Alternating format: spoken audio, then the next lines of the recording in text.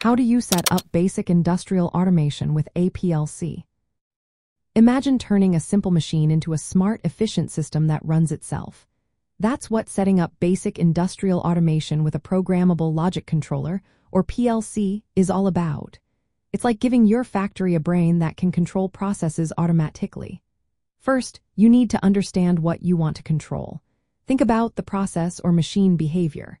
Do you want to turn motors on and off, or maybe control valves?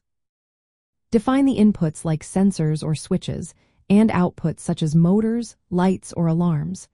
This step makes sure your PLC program matches what the machine needs to do. Next, pick the right PLC. Consider how many inputs and outputs you need. For small tasks, a compact model with around 8 inputs and 4 outputs might cost about $50. Larger setups with more features can go up to $1,000. Mount the PLC on a DIN rail inside a control panel. Make sure it's easy to access for wiring and future adjustments. Then, wire the inputs and outputs. Connect sensors to input terminals and actuators to output terminals following the wiring diagram. Use proper wire sizes, usually between 20 and 18 gauge, and ensure all connections are tight. Connect the power supply, which can be either alternating current or direct current. Always include a circuit breaker or fuse to protect the system. Before powering up, double-check all wiring to prevent faults. Now, connect your programming device, like a computer or handheld programmer, to the PLC using USB, Ethernet, or serial port. Install the programming software, such as RSLogix or Studio 5000.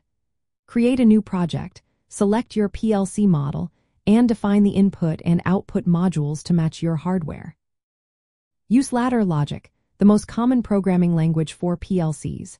It looks like relay diagrams, with contacts representing inputs and coils for outputs. Start with simple tasks like turning a motor on when a switch is pressed. Download the program to the PLC and run it in online mode. Watch the inputs and outputs in real time to see if everything works. Use diagnostic tools in the software to troubleshoot any issues. Make adjustments if needed. Once the program runs smoothly, disconnect the programming device. The PLC will now control the process automatically. Keep an eye on the system during operation.